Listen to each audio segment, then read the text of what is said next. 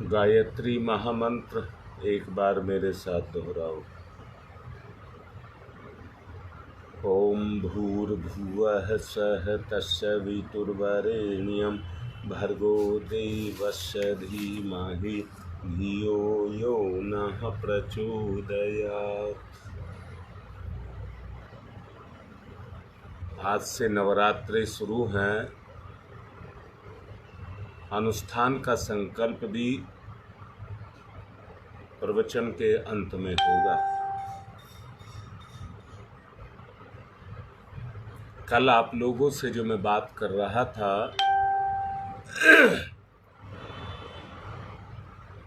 मैंने चेतन तत्व की बात आपसे की थी।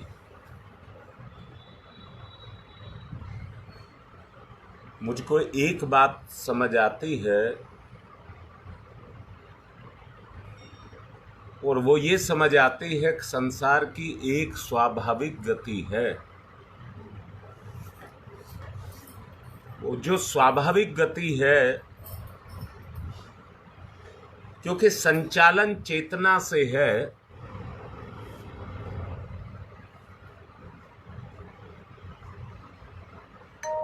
चेतना की जो स्वाभाविक गति है वो ही हमारी भी स्वाभाविक गति है।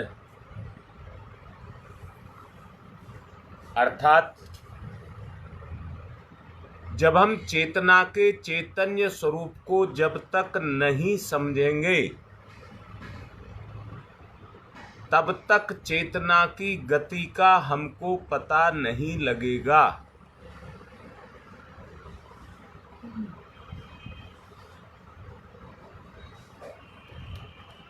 जो विज्ञान पढ़े हैं उनको सहज स्वाभाविक रूप से ये समझ तो आ जाएगा, परंतु स्वभाव में उतारने के लिए प्रयास करना पड़ेगा। राम बेटा लाइन पे है और साइंस का विद्यार्थी रहा है। जितने भी अणु होते हैं उसके केंद्र के चारों तरफ उसके इलेक्ट्रॉन घूमते रहते हैं।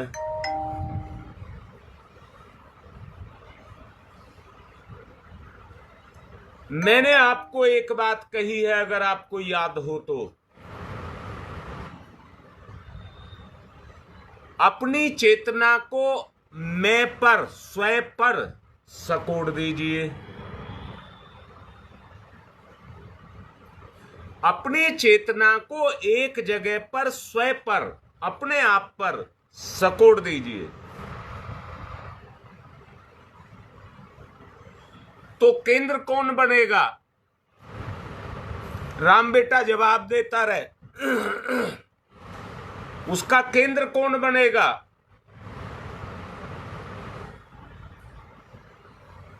बेटा अपना आपा ही केंद्र बनेगा या नहीं बनेगा? जब हमने अपनी चेतना को सकोड़ लिया और एक जगह पर इकट्ठा कर लिया तो चेतना का केंद्र कौन है?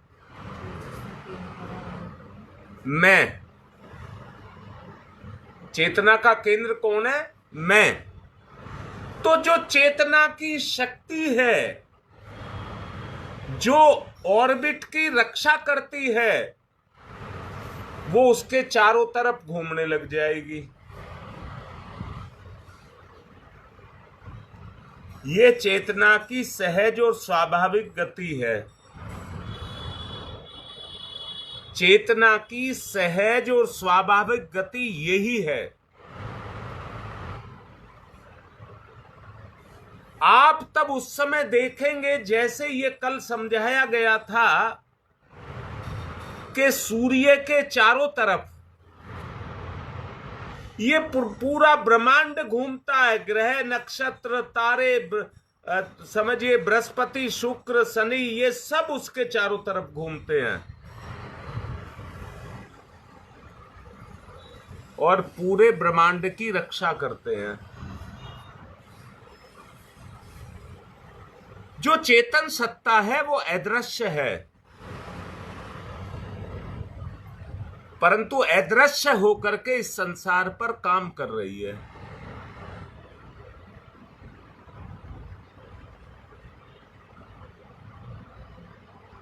मैंने आपको कहा था हृदय हमारा अंतःकरण है।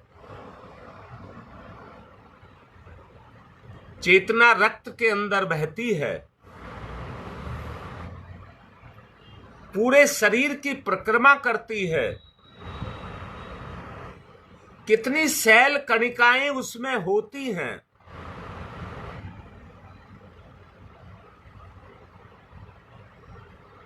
ये हृदय, मुझे ये नहीं पता है कितने किलोमीटर की यात्रा खून को करा देता है। मुझे वो आंकड़ा पता नहीं है, याद नहीं है। एक 24 घंटे में ये कितने ब्लड को पंप कर देता है। शब्द की शक्ति, विचार की शक्ति,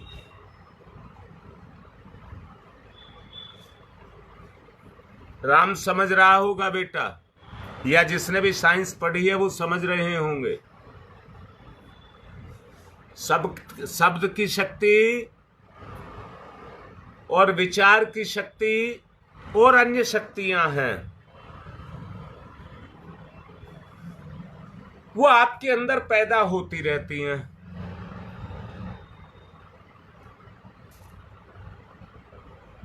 और आपके जो विचार हैं वो आपकी परिक्रमा करते रहते हैं, आपके सर पर मंडराते रहते हैं।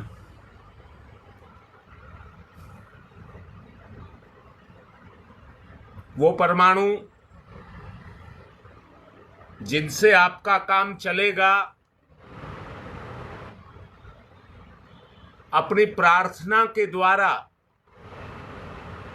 शब्द समझ लेना, अपनी प्रार्थना के द्वारा आप उनका उद्भव करते रहते हैं। एक शब्द पर बहुत जोर दे रहा हूं, प्रार्थना के द्वारा। हे प्रभु, मुझे ये दुख है, मुझे ये कष्ट है, तो उसको अपना विचार बना करके आप स्पंदित करते रहते हैं।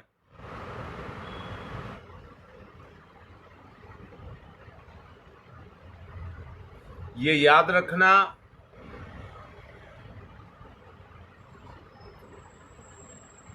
चेतना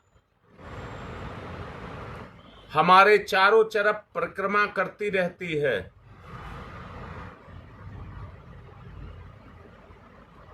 जितनी गहराई के साथ स्वाभाविक, बस एक ही बात कह रहा हूं, जितनी स्वाभाविक प्रार्थना, बनावटी नहीं, काल्पनिक नहीं,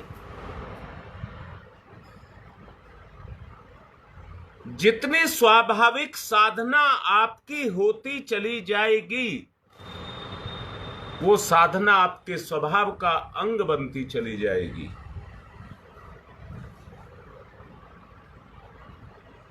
अध्यात्म और कुछ नहीं है, अपने स्वभाव का परिवर्तन करना।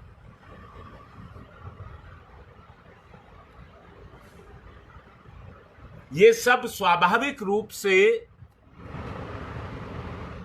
आपके हृदय में हृदयंगम होता चला जाएगा। और ऐसा अनुभव आपको प्रतीत होने लग जाएगा कि मैं चेतना का केंद्र हूं, मेरा अपना संसार है, मुझसे उसका संबंध है। जैसे भौतिक पदार्थ,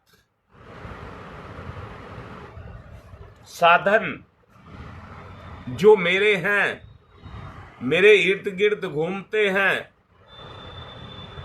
मेरा मकान, मेरे कपड़े, मेरे जेवर, मेरे धन, मेरी दौलत, इनसे आपका संबंध मैं के साथ है या नहीं है, तो वो आपके विचार में आपके चारों तरफ घूमते हैं।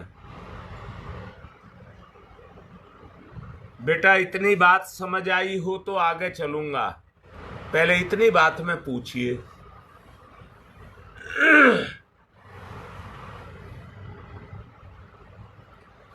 जब तक आपका स्वाभाविक भाव नहीं जगेगा,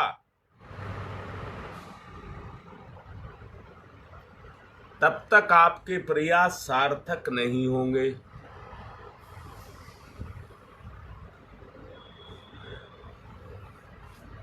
स्वाभाविक भाव को जगाइए।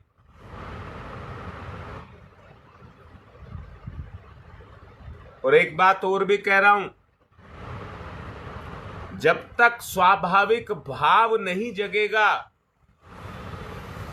तो आपके द्वारा किया गया कर्मकांड, क्रियाकलाप, प्रार्थना आपको व्याप्त नहीं होगी।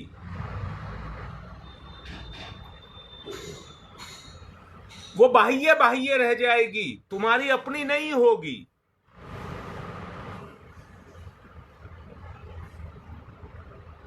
जितना चेतना की तरफ आप बढ़ते चले जाएंगे, ईश्वर की माया वहां पर काम नहीं करेगी।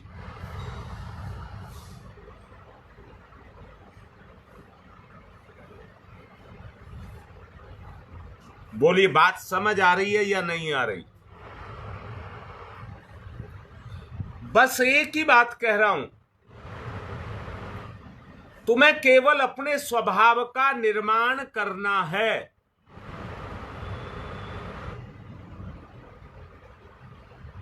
छोटे से बच्चे भी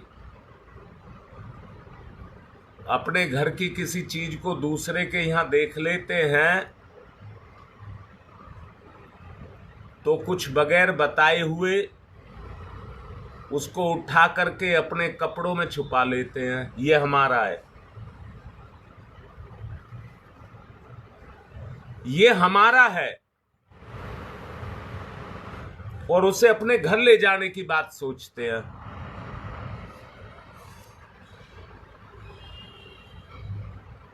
बस अपने को चेतना का केंद्र मानिए।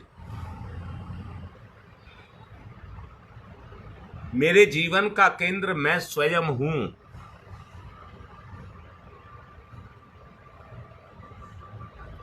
कमल के पत्ते की बनावट कुछ इस तरह की होती है कि वो इस तरह से कटोरी की तरह बन जाता है।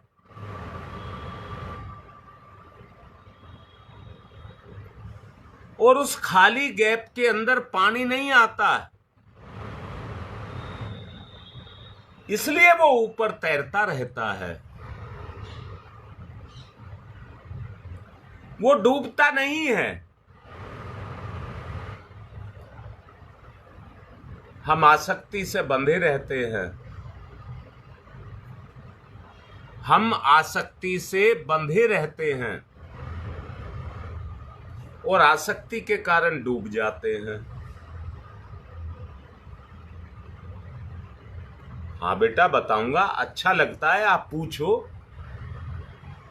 बिल्कुल बताऊंगा। मैंने कहा है बेटा, तुम ईश्वर के अंश हो। बोलो, इतनी बात मानते हो या नहीं मानते हो? अगर आप इतनी बात मानते हैं कि आप ईश्वर के अंश हैं, तो आपके क्रियाकलाप, आपकी चेतना में कोई भी ईश्वर में और आप में कोई अंतर नहीं होना चाहिए। अर्थात अपने को समझने के लिए ईश्वर को समझना पड़ेगा बेटा, क्योंकि अपना चेहरा खुद नहीं दिखता, शीशे का सहारा लेना पड़ता है। इसलिए अगर अपने आप को जानना है तो ईश्वर का सहारा हमको लेना पड़ेगा। और बेटी, वो जो ईश्वर का सहारा है वो है ईश्वर का प्रेम, ईश्वर से प्रेम। अगर ईश्वर से प्रेम आपका जगता है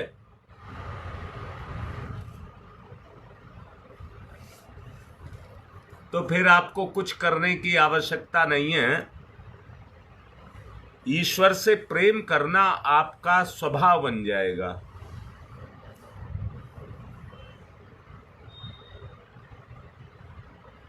आपका वो स्वभाव बन जाएगा और दोनों का संसार एक सा हो जाएगा। हाँ बेटा, ईश्वर की माया वो है जो हमें संसार के साथ जोड़ती है, ईश्वर से प्रेम को खत्म कर देती है।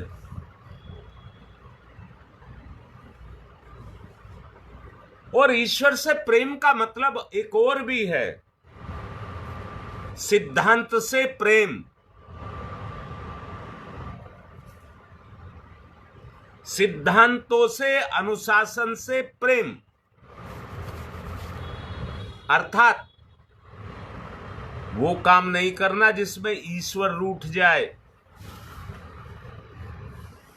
ईश्वर से प्यार का मतलब है वो काम नहीं करना जिससे मेरा ईश्वर रूठ जाए।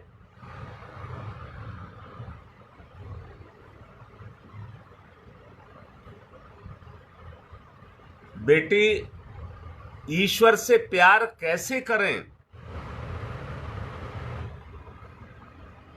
जैसे आप संसार से प्रेम करते हैं, पैसे से प्रेम करते हैं, नहीं, इंद्रिय सुखों से प्रेम करते हैं।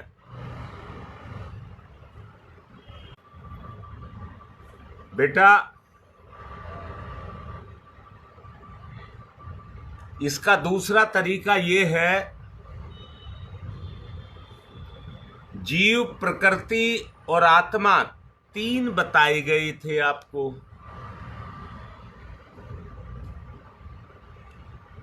जीव आत्मा मूल है, प्रकृति।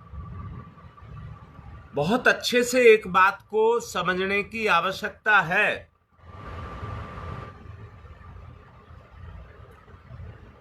आत्मा सबका मूल है।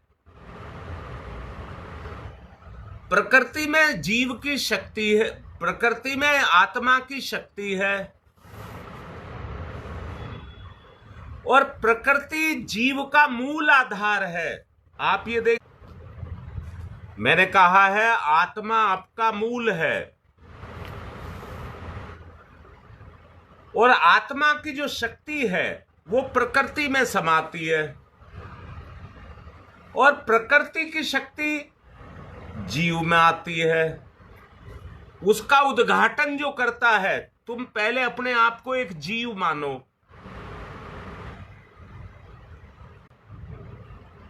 तुम पहले अपने आप को एक जीव मानिए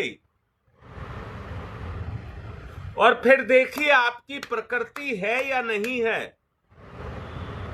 नेहा, देख बेटा, जो सच्चाई है उसको देख।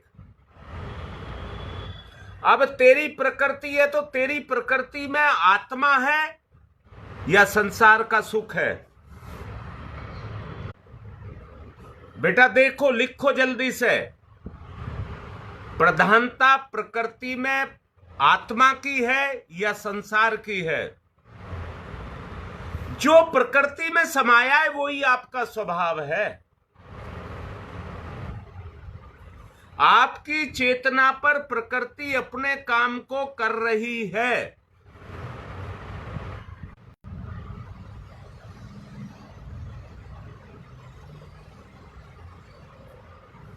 बात समझ आ रही होगी। अब यहां पर एक चीज आपको पकड़ आई होगी। अगर आप सच्चे साधक हैं तो देखिए, आपकी प्रकृति में, हाँ बेटा, बिल्कुल ठीक कह रही है बेटा, सच को बोलना चाहिए। मैंने कहा, अभी तुमने कहा बेटा संसार काम कर रहा है, तो संसार का सुख आपके साथ स्वाभाविक रूप से काम कर रहा है। अभी बेटा बात पूरी नहीं हुई है। तुमने कहा है मुझे इसमें लाना है ईश्वर को, अब ईश्वर को लाने के लिए अगर आप निष्काम भाव से अपने जीवन को जिएं तो आप ये देखेंगे प्रकृति जो अपना काम कर रही है क्या उसमें ईश्वर है या नहीं है। जैसे वस्तुओं के प्रति हमारा लगाव जैसे संसार का लगाव हमें प्रकृति के साथ संसार के साथ जोड़ता है, ठीक इसी ही तरह से ईश्वर के सिद्धांत पर चलने वाला व्यक्ति सीधी सुदृढ़ आस्था ईश्वर के प्रति बन जाए, ईश्वर के प्रति सीधी सुदृढ़ आस्था आपकी बन जाए। मैंने कहा सीधी सुदृढ़ आस्था आपकी प्रकृति में ईश्वर सिद्धांत के प्रति बन जाए। अगर वो आपकी आस्था जग गई और वो सुदृढ़ हो गई तो संसार हट जाएगा, आपकी वृत्ति के अंदर ईश्वर कार्य करने लग जाएगा। योग दर्शन में इसी को आस्था कहा गया है। ये आस्था जितनी आपकी मजबूत होती जाएगी उतना ही समर्पण आपकी चेतना का ईश्वर में होता चला जाएगा। मैंने अभी कहा था आपका अपना एक संसार है और उस संसार का केंद्र ईश्वर के प्रति जो लगाव है वो आपका ज्ञान या समझ से नहीं होता है, ज्ञान और समझ से नहीं होता है, वो केवल समर्पण से होता है। ईश्वर की शक्ति के प्रति जितने आपके निर्मल भाव, मैंने कहा जितने निर्मल भाव आपके ईश्वर के प्रति आवश्यक हैं, इससे आवश्यक जिंदगी में कुछ नहीं है, इससे आवश्यक और कुछ नहीं है। प्रेम भाव को मन में धारण करना है, शब्द समझ लेना। प्रेम भाव को मन में धारण करके, हाँ मैंने कहा प्रेम भाव को धारण करके यदि कोई व्यक्ति अपने सामने पेड़ पौधा, सूर्य, चंद्रमा, आकाश, जल, वायु, पृथ्वी, इनमें से किसी को भी देखेगा तो बड़ा लाड करके कह रहा हूं, इनके बारे में संपूर्ण ज्ञान आपके अंदर होगा। पृथ्वी, सूर्य, चंद्रमा, वायु, जल तत्व सब कुछ आपके अंदर निहित है। आपका स्वभाव से वो तत्व जागृत होगा और आप इतने महान शक्ति के स्रोत बन जाएंगे कि पृथ्वी, वायु, जल, आकाश, सूर्य, चंद्रमा, प्रकृति, पेड़ पौधा, सबके अंदर आपकी शक्ति का प्रकृति के माध्यम से संचरण होने लग जाएगा। और एकात्मक भाव ईश्वर की तरह से मैं सब में व्याप्त हूं, आपके अंदर जागृत होना शुरू हो जाएगा। बात समझ आ रही है ममता? प्रकृति की सारी शक्तियों का जो केंद्र है वो ईश्वर है। जब आपकी प्रकृति का लगाव ईश्वर की प्रकृति के साथ हो जाएगा तो ईश्वर का प्रकटीकरण उतना ही आपकी चेतना में हो जाएगा। जैसे ईश्वर सबको साथ लेकर के चल रहा है, वो प्रेम भाव आपके अंदर पैदा हो जाएगा। नेहा बात समझ आ रही है? प्रकृति में अगणित भिन्नताएं होने के बावजूद भी जब सारी आपके अंदर प्रकट हो गई तो नीम के पेड़ के साथ नीम जैसा, आम के पेड़ के साथ आम जैसा, जो भी हवा के साथ हवा जैसा, आपका स्वभाव बन जाएगा। आज फिर नेट साथ नहीं दे रहा है, ठीक से काम नहीं कर रहा है। मैं अब संकल्प की तरफ चलने के लिए कहूंगा। जितना समझाया है, अगर इतना ही समझ आ गया तो वो पर्याप्त है। बस एक ही बात कह रहा हूं, अपनी प्रकृति में परिवर्तन लाइए।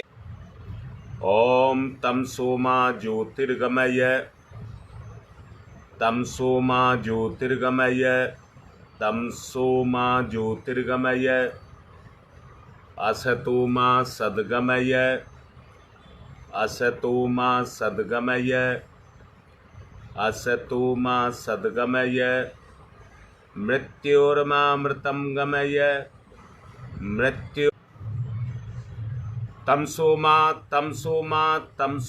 ज्योतिर्गमय, ज्योतिर्गमय, ज्योतिर्गमय, अस्तो मा सद्गमय, सद्गमय, सद्गमय, मृत्योर्मा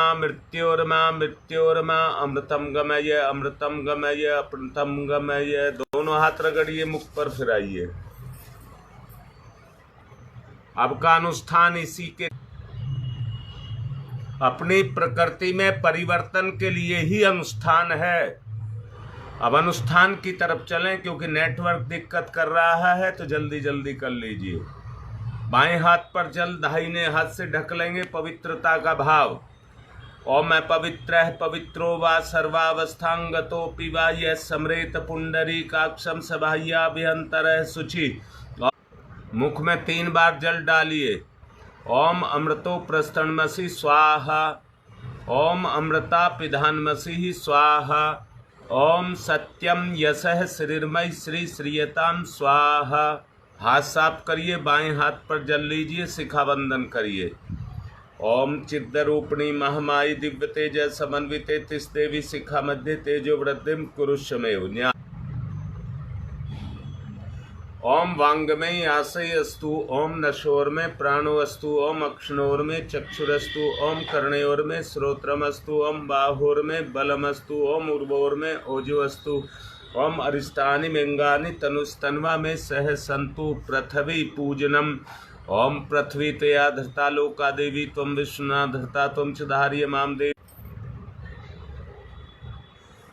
ओम चंदनस्य महत्वपूर्णम पवित्रम पापनाशनम आपदाम हरते नित्यम लक्ष्मी तिष्ठति सर्वदाम। सब कलावा बांध ले, चेंज कर लें। ओम व्रतेन दीक्षा मापनोति दीक्षा यापनोति दक्षिणाम दक्षिणाम श्रद्धया मापनोति श्रद्धया सत्यमाप्यते। एक परिजन कलश को तिलक करिए, पूजन करिए। ओम तत्त्वायामि ब्रह्मणा वन्दमानस्तदासास्ते यजमानो हविर्भिः अहेडमानो वरुणेह बौद्ध्यर्षः वंशमाने आयुः प्रमोषीः।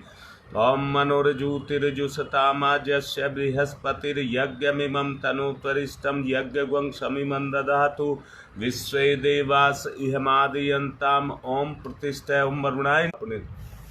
ओम अग्निर्ज्योति ज्योतिरग्नि स्वाहा, सूर्य ज्योति ज्योति सूर्य स्वाहा, अग्निर्वर्चो ज्योतिर्वर्च स्वाहा, ज्योतिर्वर्चो अग्निर्वर्च स्वाहा, ज्योति ही सूर्य सूर्य ज्योति ही स्वाहा। गुरुदेव को गुरुर्ब्रह्मा गुरुर्विष्णु गुरुरेवो महेश्वर गुरुरेव साक्षात् परब्रह्म तस्मै श्री गुरुवे नमः। खंडमंडलाकारं व्याप्तं येन चराचरं तत्पदं दर्शितं येन तस्मै श्री गुरुवे नमः। आयातु वरदे देवी त्र्यक्षरे ब्रह्मवादिनी गायत्री छंदसां माता ब्रह्मयोनिर् नमस्तुते। ओम श्री गायत्र्यै नमः। आवाहयामि स्थापयामि ध्यायामि ततो नमस्कारं करोमि। माँ दुर्गा ओम दुर्गे स्मृता हर्षि भितिम सजन्तौ स्वस्थै स्मृता मतिमति शुभम ददासि। दारिद्र दुख भय हारिणी का त्वदन्या सर्वोपकार करणाय सदा चित्ता। ओम माता दुर्गाय नमः। आवाहयामि स्थापयामि। ओम एक अब पूजन करिए, एक पुष्प चढ़ाइए। ओम सर्वेभ्यो देवेभ्यो नमः, ओम सर्वेभ्यो ऋषिभ्यो नमः, ओम सर्वेभ्यो पितरेभ्यो नमः। आवाहयामि स्थापयामि आसनम समर्पयामि। बूंद बूंद करके जल। पाद्यम समर्पयामि, अर्घम समर्पयामि, आचमनम समर्पयामि, स्नानम समर्पयामि। कलावे के 2 टुकड़े। वस्त्रम समर्पयामि, यज्ञोपवीतम समर्पयामि। गंधम विलेपयामि अक्षत पुष्पाणि समर्पयामि धूपम आग्रयापयामि दीपम दर्शयामि नैवेद्यम निवेदयामि तांबूल पुंगिफलानि समर्पयामि दक्षिणां समर्पयामि सर्वाभावे अक्षतानि समर्पयामि ततो नमस्कारं करोमि। नमोस्तनन्ताय सहस्रमूर्तये सहस्रपादाक्ष शिरोर्भावे सहस्रनाम्ने पुरुषाय शाश्वते सहस्रकोटि युगधारण। अब रक्षा विधान। ओम पूर्वे रक्षतु वाराह आग्नेयां गरुध्वजः दक्षिणे पद्मनाभमस्तु नैऋत्यां मधुसूदनः पश्चिमे चैव गोविंदो वायव्यां तु जनार्दन उत्तरे श्रीपति रक्षेत् ईशान्यं हि महेश्वरः ऊपर ऊर्ध्वं रक्षतु धातावो नीचे हयोदो अनन्तस्य रक्षतु अनुक्तम अपि यतस्थानम्। पुष्प चावल लीजिए और संकल्प लीजिए। ओम विष्णु विष्णु विष्णु श्रीमद्भगवतो महापुरुषस्य विष्णुराज्ञा प्रवर्तमानस्य श्री ब्राह्मणो द्वितीय प्रार्धे श्री श्वेत वाराह कल्पे वैवत मनवर्ते भूलोके जम्बूद्वीपे भारतवर्षे भरतखंडे आर्यवर्तक देशांतर्गते अपनी जगह का नाम लेंगे। और आश्विन मासे प्रतिपदा तिथ्याम उत्तर फाल्गुनी नक्षत्रे